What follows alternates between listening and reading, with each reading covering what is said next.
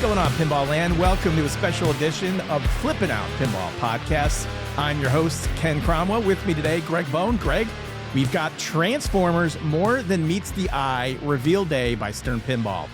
How are you, buddy? What are your thoughts on Transformers More Than Meets the Eye? I'm doing well, Ken. Thank you for asking. That's some good voiceover work. This is a game that's going to... I think, and we're going to get into the game. Why don't we do this? We'll give some of the highlights of the game or some of the features of the game. This is an Elliot Eisman design. His previous work was John Wick, right? So he's a designer. I love Wick. I'm going to start with controversy right now. I love Wick. Good. So, I'm already a fan of Eisman. Yes. Okay, so you're a fan of Eisman. In fairness, I don't have a lot of time on Wick. I couldn't give a fair judgment either way. On code or on rules this time, we have Elizabeth Gieske. Elizabeth is fantastic. You're an Elizabeth fan too, coming over from her work on Jaws, correct? Yes, exactly. And that's what, I was listening to Zach over there at the Pinball Show, and he was touting that is probably that the game looks good. It looks like it shoots great, but that her code is probably going to be what the standout is on this game. And I have to agree because I love Elwyn. I just don't think Jaws was his best layout. It was fine, but I don't think it was anything crazy or magnificent like Kong is. But I think that kind of what the main thing with Jaws and a lot of the popularity with Jaws is Elizabeth's code. And Elizabeth's got some cool twists and turns with code on this game that we're going to talk about here shortly.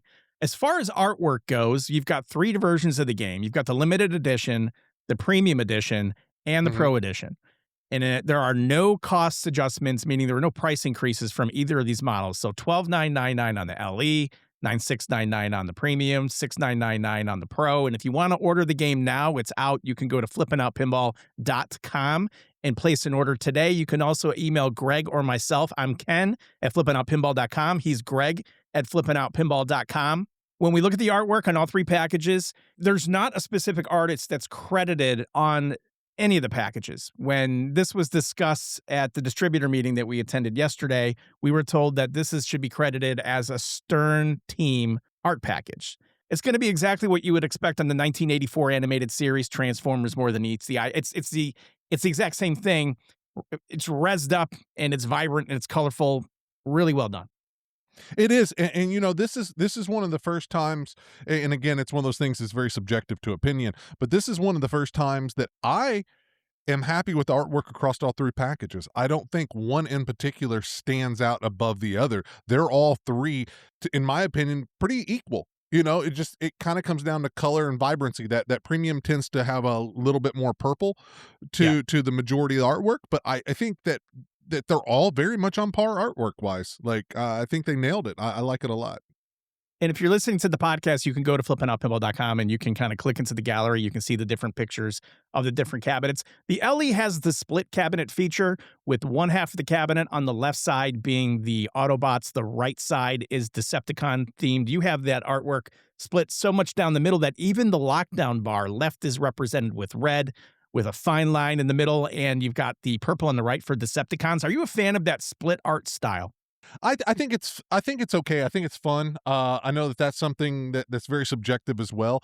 I think that, and I guess that this would have been more of maybe a marketing nightmare, and it would have been difficult to maybe sell one or the other.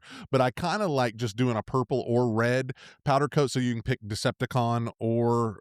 You know what I'm saying? You can choose one or the other. It's not split. I think that's kind of, I don't know. I like that a little better. But again, it gets down to low numbers and you've got a bunch of Autobots or a bunch of Decepticons That's what I'm left, thinking. And people if you don't take the want Transformers. Yeah, you take the universe of Transformers fans. I mean, how many are aligning with Decepticons and how many are aligning with Autobots? I really don't have any idea. I don't either. That would be cool. So it could hurt sales. It might not be. It's not the best idea, I would say, but that's personally what I like. Right? Yeah. It's like, there's too many Autobots. We gotta put them on sale. Those Autobots. Make them roll out. Idea of the game here: you are joining Optimus Prime and the Autobots in their mission to stop Megatron and the Decepticons. You'll take on missions following major stories and events from the Transformers G1 TV show, store Energon cubes to power up, team up with Dinobots, collect Transformer tech specs, battle Megatron, and an epic showdown. Game features Insider Connect. More to talk about that, too. I think what a lot of people are going to be asking themselves right now is like, all right, what's drawing me in here? What are the major features of the playfield? What are the mechs? What are the toys? So we can kind of break this down. And we're going to start with the LE premium model. Both playfields are the same. The toys are the same. There are differences that are a lot of cosmetic differences and some feature differences between the premium and the LE, but playfield wise, playability wise, you're getting a carbon copy of one another. We got Megatron in the top part of the playfield. He's got his big cannon. He articulates left and right, raises that cannon up and down, and he's able to actually shoot balls out of the cannon. And I think that's going to be when most people walk up to the game and they see that massive toy mech on the playfield, you're going to have to smile. I agree, and while it's nothing inherently original in a sense, I mean, we've seen cannons on games before.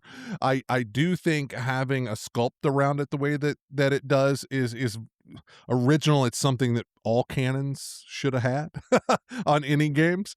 Sure. So I enjoy that. I enjoy, that he articulates from the body and the at the torso or the chest area. And then, the cannon goes up and down. Like you said, it fires it at a ramp, which is cool. Also seemingly fires it down the playfield at you. Very much reminiscent of the dragon on D&D. So like, I don't know. I like it. While that it's not something, again, inherently new, that it's a cannon, they are utilizing it in a way that cannons have not been used in pinball before, which I like. I think it's going to be cool, man. Like if you're watching somebody play and you load that cannon and you do, like, I don't think it's one of those things that's going to get old. Hopefully Elizabeth really codes that in to utilize it better than cannons have been in the past. And I think that if you do, that is actually going to be a stellar feature for this game. Every time that cannon fires has the potential to create a moment, something memorable. Yes. And it doesn't even have to be repetitive, whereas the cannon itself over time might seem repetitive because you've got the same articulated motions. But if you're able to create excitement and build up to that cannon shot, I think that could be one of the more epic mechs in all of pinball. So I'm excited about that too. Yep. And when you look at that G1 animated series, I mean, these sculpts, they're big sculpts. They're massive sculpts, but they look like you would expect them to look coming right out of the G1 Transformers animated series. There's not any, it's not like, oh, I can see where that's representative. It's like they're like little carbon copies of what you remember growing up watching Transformers, which is cool. See, and I think that's what Stern's been missing some. I mean, I think that they've really skimped on sculpts and even sculpts that don't really do very much. Like it's just still when you skimp on those and you've just got plastics or you got tiny sculpts, it takes away to where you fill that game up. It just makes it look more full. It makes you feel like you're getting more for your dollar, and it's just more pleasing to the eye, and it encompasses the world 10 times more. And to your point, man, those sculpts are freaking massive for They're that, big. which They're I'm big, so happy to see. So when you look at these in the pictures, and at some point you're going to be looking at the videos of the game, a lot of the marketing assets. I know right now Stern Pinball has a lot of the content creators in there. You're going to see a lot. It really isn't going to do it justice versus stepping up and looking over the game. And we speak with this from experience. Again, we were invited in by Stern to look at the game yesterday, so we actually got a chance to play this. We were in front of the games, all three models. We had the pics that came out a little earlier than launch, and you were trying to get an idea of what you're looking at from that 2D kind of flattened image. Man, when you walk up to the game, again, Megatron, you can't not see him.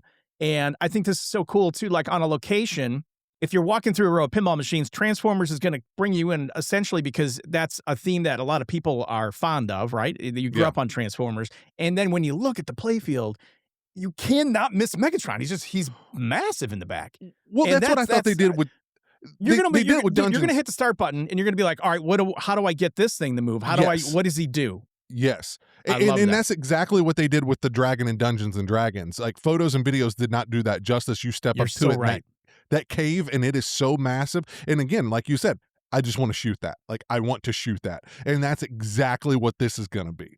Another big sculpt on the right-hand side of the playfield in the form of Shockwave. Shockwave has an upper torso that has a cassette holder that opens up from his chest and launches locked balls. Yeah, launches them. Just doesn't dump them out. He launches them. That cassette thing opens up and they fire the balls out of there. And this is going to be controversial.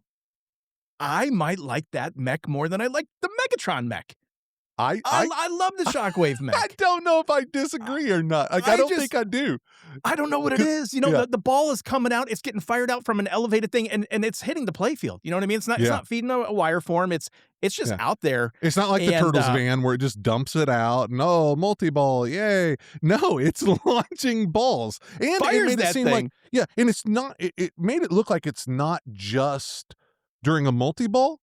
Yeah. Did you get that? Like, it'll launch balls, like, it can launch balls, like, in certain modes and different things. Does that seem what you felt It and could saw as very well well? do so. There's no reason why it can't. I Yes. mean, And if not, Elizabeth, if you're listening, like, yeah. utilize that more. Just don't utilize it for a simple ball lock, like, fire those fuckers across, like, utilize that, put it in modes. I like Shockwave. I I like do that mech too. a lot. All right, and Greg, guess what? Another sculpt on the left-hand side. You've got Grimlock. He's a full three-dimensional sculpt. Now he is static. He doesn't do anything, but he's represented there on the left-hand side. And then in the upper left, you've got everybody knows Optimus Prime, and he's standing tall. He's got targets underneath Mhm, him at his feet. His feet are actual targets. So mhm, when you're going up there and you're hitting him, you're physically hitting, I guess, Optimus Prime. mhm. Now, the elephant in the room that probably a lot of people will want to know is, hey, does Optimus Prime transform? He does not.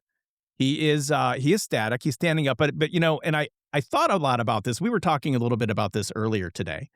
Whereas I'm so pleased with the layout of the playfield and how the game shoots and the animations and the sounds and the lights and the mechs that Optimus Prime not being able to transform from a truck to transforming into his Autobot self is not a deal breaker for me, and I'm going to tell you why. It's like I would rather have, and look, in a perfect world, you want everything, right? But I would rather have all these other things and Optimus stay static than have him transform in one or two motions repetitively over time and maybe not have some of the other things. I think I don't want to say sacrifice, but I think the decision to not do that, whereas it would have been awesome, it doesn't prevent me from having excitement or general appreciation for the approach of the game and what I'm looking at and what I'm physically playing. And I agree, man. I think it'd be nice. But I was somebody that wasn't terribly offended by the shark not eating the ball too. Like again, that would have been cool, but it to me it didn't take away from it.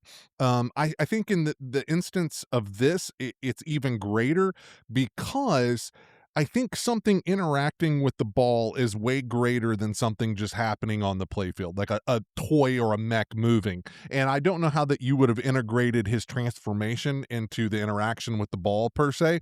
I mean, maybe you could have done some stuff with magnets and everything, but like the AT-AT on Fall of the Empire, very underwhelming. You really didn't need it. I think a lot of energy and time went into that, and you see it once and you're like, That's okay, a I'm great done. point. I could have gone without it entirely and really not missed it at Yes. all. And that's Yes. actually not a bad example of that. That's something that articulates, goes up and down. It's not very Yeah. substantial. Yeah. The So game I is would the have rather same had with or the without it for me. yeah, Yeah. I'd rather had the cannon shooting. I'd rather had the balls coming out of the cassette deck than what I would. And this is probably more controversial. Well, I mean, it's on par with your controversy. Hmm. But I would rather had those things where they're actually interacting with a ball and having a physical ball lock than what I would just a transformer transforming Sure. randomly or during the start of a mode or mid mode on something. Hmm. Yeah. Because I think that's like you fair. said, that to me would get old. You see it once or twice, you're like, oh, that's cool. See it on Well, location, oh, and that's cool. But then it's it done takes a for in really home. Yeah, it takes a special mech to make you want to see it over and over and over. We were talking about this. There's a handful of games where it's like, I never mind seeing the mech in action. So, unless that was like one of the most unbelievable because how many movements could you actually make? And I don't want to take too much time on this because it's just not there, but how many movements could you actually put Yeah, into a that's what I'm pinball saying. machine to make something? Yeah. We got Whereas like 16 servos the on that thing and like, the 14. shark eating the ball, that would have been cool because it was interactive. The Yeah. T-Rex grabbing the ball in Jurassic Park's amazing. That never gets old to me. Like, I Yeah. always think it's cool when he grabs the ball and shakes his head and thrashes and throws it.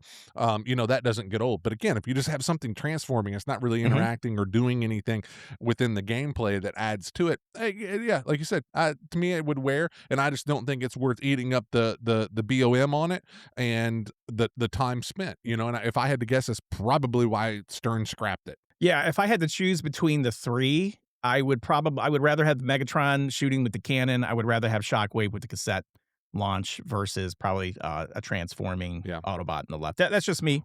You know, the one thing that I am kind of disappointed in is I would have liked Grimlock. Like, it's nice again. You know, I was complaining about the sculpts, and it's nice to have big sculpts in there. I would have liked to seen him done something too over there, just because it would have balanced the playfield. Another toy over there doing something. I don't care if he rotates or gyrates or does. I don't know. I would have still liked him to done Put him on a little something. spring. It's like, ooh. Yeah, something, anything. I would have liked him over there. Maybe his neck bobs. I don't know. Like I would have liked him to just something. You know, Greg, do a that's what little the mod something over community's for, there, buddy. Don't there. Yeah. hold the mod community's beer. Yeah. It is what it is. It is what it is. And, you know, this is an audio podcast, so visually it's going to be very hard for us to explain exactly what these playfields look like. So again, go to flippingoutpinball.com, check them out. But just things that Stern wanted to make sure that were called out on the features. This is a 3-flipper game. You've got, obviously, in the bottom, left and right, and then you've got an upper right flipper shot. There is an upper sling on the left side, just below the Grimlock toy, who is static. You've got the Energon optical spinner, which is like upper left to the, if you're looking at Optimus Prime, it's just to the right over there. It's a fun center shot. I like shots that are up the middle. I think everybody does because they're easy and attainable, and you're ripping a spinner up there. So I like that there's a spinner that I'm going to be able to rip at will. Optimus Prime Bash toy is up in that upper left-hand corner. Upper right, you've got the Megatron cannon diverter, and then the Megatron pinball shooting fusion cannon. Now below him, and this is another thing that I think is important. Yeah, they're not stand-up targets. They're actual. It's drop targets. So Yes. you know, drop targets. There's a difference in price there between stand-ups and drops. I don't know if there's a personal preference for either. Some people feel that, and I think it's probably true. Stand-up targets tend to have the ball play a little faster. This is a fast play field, so these drops might be a welcome time for you to gather yourself. You know, as you're fighting off the Decepticons. Well, and I just always love a drop target that opens up to something, you know. So having those 3 drops there open up to that ramp, like I love that. I love like just not having a shot accessible until I open it up. That you know, I want to see more of that in games. You know what's cool too is like the 3 drops block the ramp entrance, but you don't have to drop all 3 to squeeze the ball in there. Yeah. And I think it would be fun, and maybe this is in the code, I don't know, but I could see challenges where like maybe the upper left target's up and you got to hit the ramp with the left target up. You can't hit the left target, or you can't hit the right target, things like that. There's another game that's very special to my heart. I won't mention it since we're talking about this one, but that does that to where that you have to, part of the code is hitting, there's 3 drop targets and you have to hit them in a specific order to be able to achieve that mode. And it's harder than what you think to pick out, especially a center drop target. Oh, 100%. Out of there. 100%. Like, yeah, I love that. So you've got the 3 drop targets that are right by Megatron, where that ramp is, the right ramp. There is a lock at a ball post, and it's like a little physical ball lock where it'll stage a ball inside, and post goes up, and it kind of sits still until that post drops, and it lets it go out. The Soundwave ball lock, which we talked about, and then in the right hand side, similar to like a Godzilla, you've got that pop bumper, the jet on the right side in that general area over there. So, you know, this is not a standard fan layout. It's got a lot of familiar shots, but it's got a lot of left to right action too. And I think, you know, based on the time that we had on it, I think it's a refreshing playfield layout. I think Elliot did a great job. When you combine it with, you know, your light shows and animations. And animations is something that I wanted to talk to you about, Greg.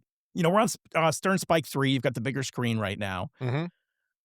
One of the things I was a little bit concerned about, because I went back and I watched some of the old G1 Transformers episodes, just because I remember watching those as a kid growing up and all that sort of thing. But it's like, you know, graphically, they don't really hold up anymore. You know, you're looking at like 80s Toy Story animations 4. were rough. Right. You know, frames per second are really large, or, you know, big gaps in between frames. It's almost like claymation sometimes. Like you said, the gaps are so, like, it's not a real fluid animation. No, it's like those from that time. It's a little bit skippy. It's almost like you're not getting a lot of bandwidth on that. You're not getting 120 frames per second. And then some of the actual video in the series, you know, maybe it was just what I was watching, but it just looks old and degraded. And so I was like, okay, I wouldn't mind seeing it in that natural form because, again, I think that is nostalgic to me as well. I don't need to see HD, crystal clear, 120 frames per second Transformers. And you don't get that. You get more of the original core. I mean, there's like 70 episodes that they're pulling from for these assets. But also the animations that Stern created to play within those episode assets are very smoothly done. Oh, they look original. Like, it's They like when really it do. shows something with a pinball in it or it does something, I'm like, "Oh, shit. That was Yeah, that was it's pretty cool. Stern's."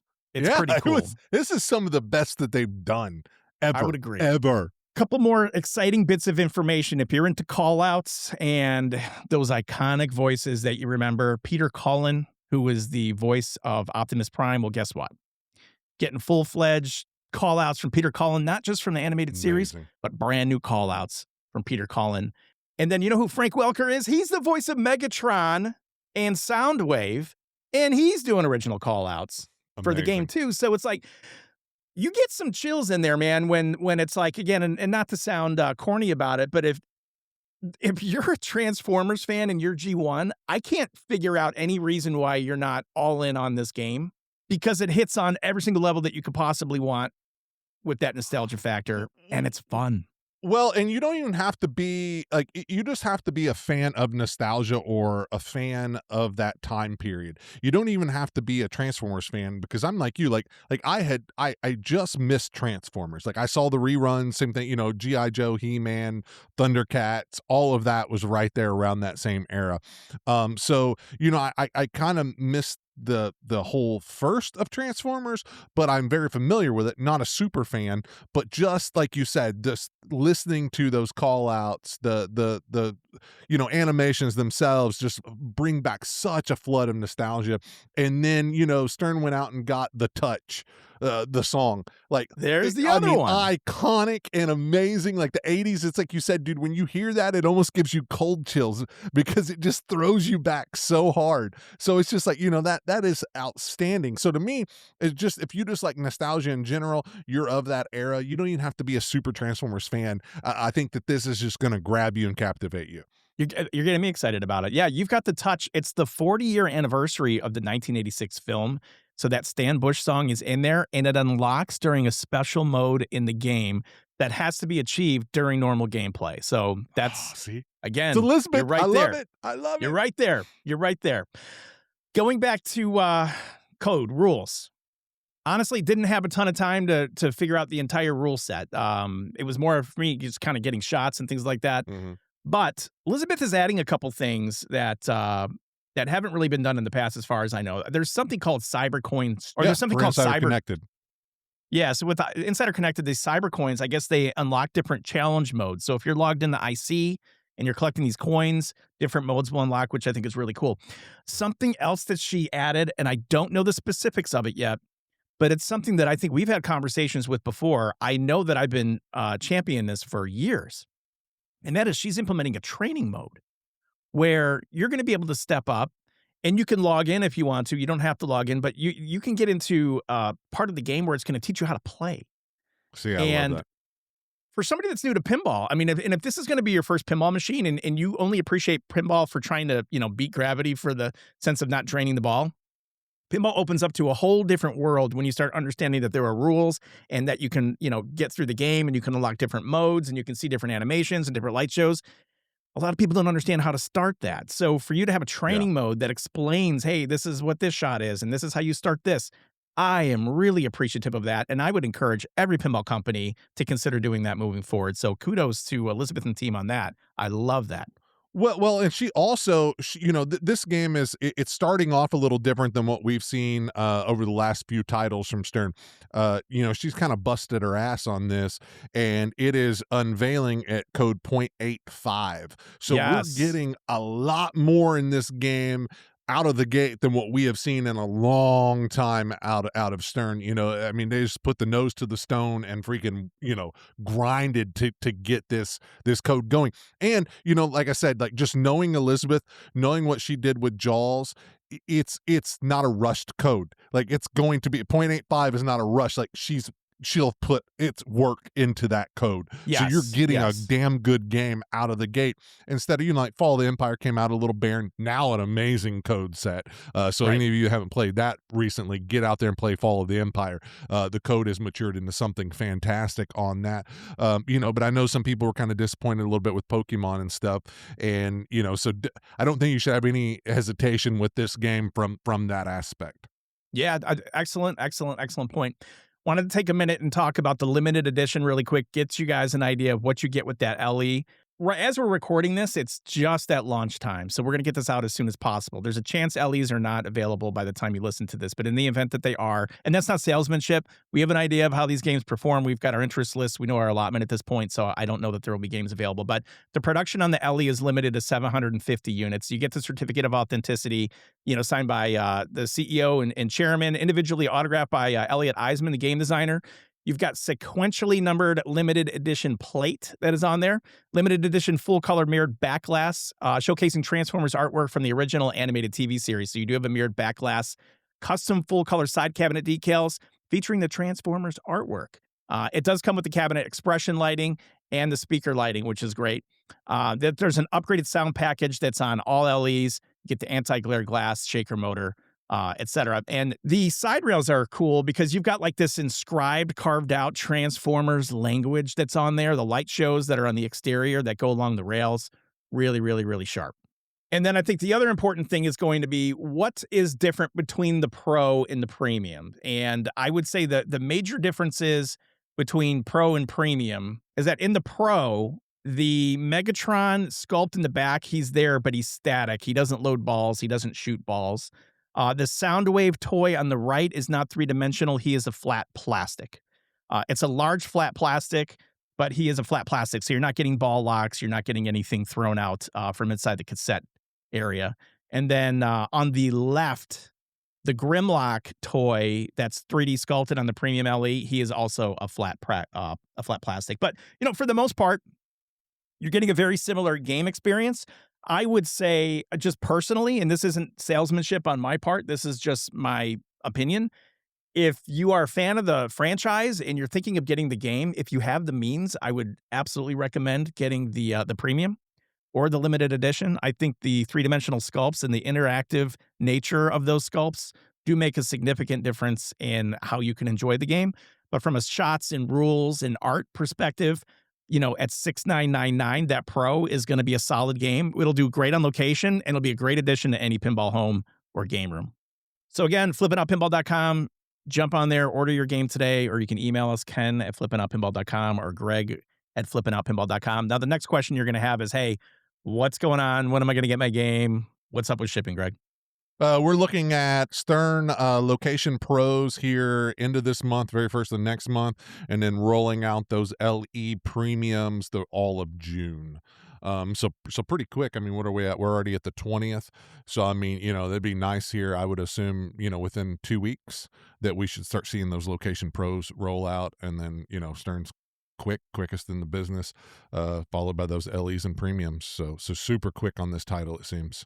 It's just incredible. I mean, again, when you order something, you want it as quickly as you can in most cases. And Stern Pinball never seems to disappoint. 2 weeks wait list versus, sometimes over a year. Well, it's smart. It's just smart. You're staying on the hype. People start playing it on location, then they can immediately go purchase one.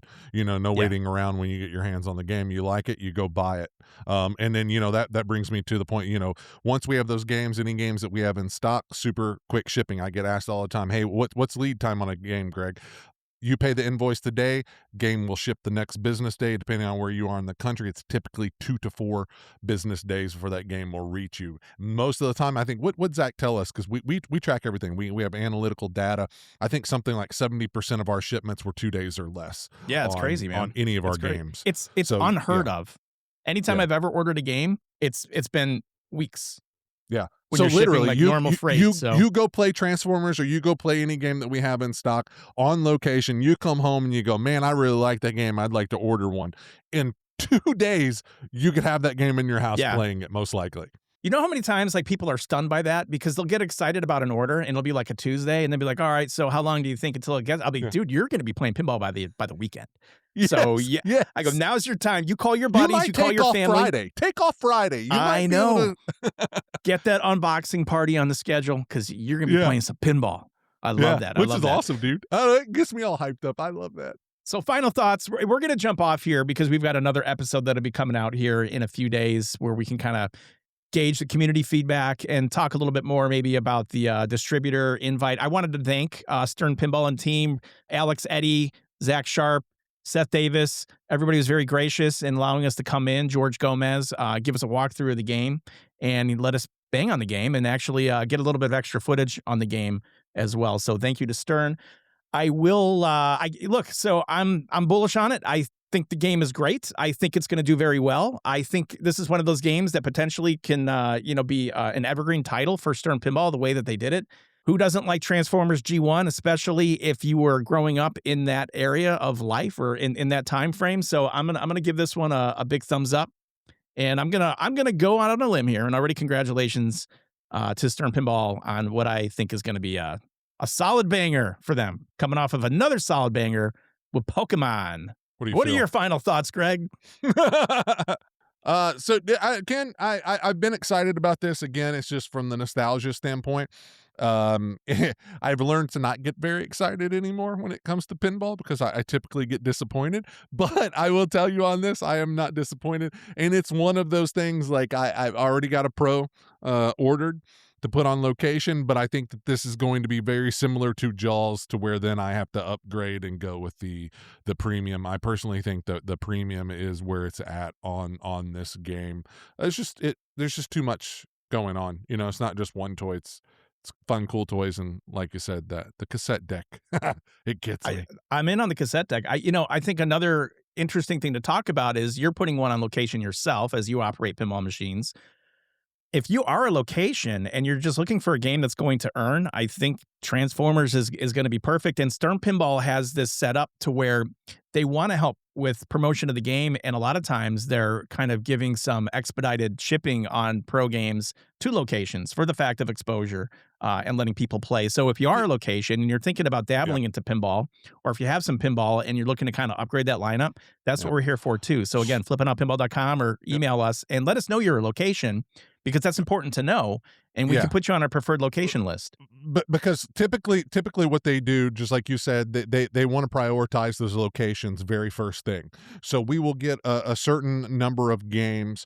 In the past, it was sort of unlimited. So let's say that we had 15 locations that came in, or we had 30 locations that came in, no problem. But I will tell you that on Pokemon, and I don't know if it was just with that license, and they ran out of games, or they, of what they could build in that first quick run, but they did cut that off for the first time last time. And, I know some locations in some places lost out. We were lucky to, I believe, squeeze most of ours in, if not all of them in.